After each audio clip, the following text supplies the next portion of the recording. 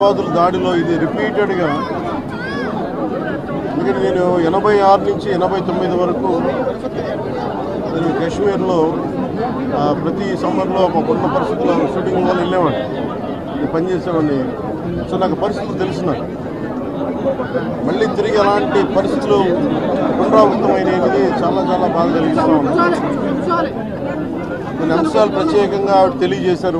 వారి అమ్మాయి కానీ వారి అబ్బాయి కానీ పండగ శోభ చాలా చాలా వివరంగా తెలియజేశారు.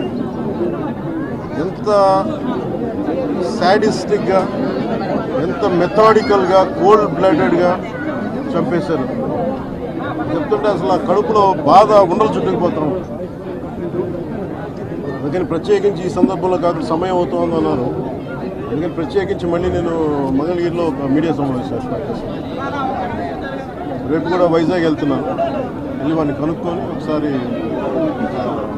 ప్రభుత్వం అన్ని రకాలుగా భరోసా ఉంటుంది, అది మీకు తెలుసు, చెప్పక్కర్లేదు, ఖచ్చితంగా చేస్తుందని సందేహం లేదు. కానీ ఇది more than ex gratia, more than డబ్బుల కంటే కూడా బాధలో మీకు తగిలిన వచ్చిన ఇబ్బంది కానీ, ఈ గాయం కానీ, అంటే మనిషి చనిపోయారు కానీ ఈ జ్ఞాపకాలు చిన్నపిల్లల ముందు జరిగింది, కూతురు బిడ్డ ముందు జరిగింది. ఇది మట్టుకు ఇది భారతదేశం ఎప్పటికీ మర్చిపోలేదు. భారతదేశం ఎప్పటికీ మర్చిపోలేదు.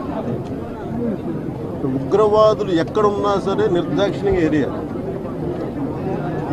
మన కనికిరం ఎక్కువైపోయింది, మంచితనం ఎక్కువైపోయింది. అసలు నిర్దాక్షిణ్యంగా ఏరియాలి.